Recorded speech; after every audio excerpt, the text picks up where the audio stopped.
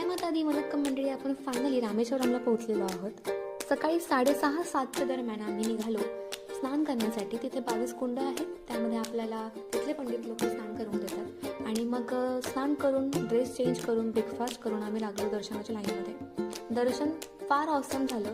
ते इतकं सुंदर होतं की माझ्या डोळ्यांसमोर अजून ती देवाची मूर्ती जात नाही आहे, कारण की तिथे कॅमेरा वगैरे फोन्स अलाउड नव्हते, म्हणून मग मी व्हिडिओ काढू नाही शकले. आणि या मंदिराचं जे त्यांनी आर्किटेक्चर केलेलं आहे किंवा मग जे काही कन्स्ट्रक्शन त्यांनी त्यावेळेस केलेलं होतं ते इतकं ऑसम होतं की ॲज अ सिव्हिल इंजिनियर मी ते एकदम अचंबितच होते. हे सर रेल्वे ब्रिजचं काम चालू आहे. अच्छा,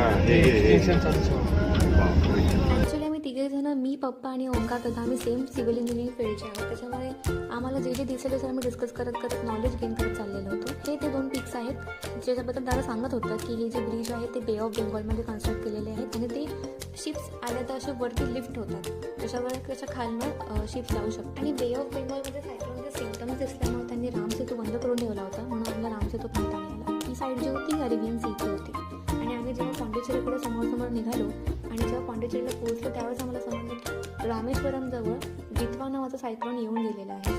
त्याच्यामुळे इतकी हवा आणि इतकी वादळ तिथे सुरू होतं. अशा प्रकारे आम्ही जवळपास रात्री 1-1:30च्या दरम्यान पॉंडिचेरीला पोहोचलो. So good night.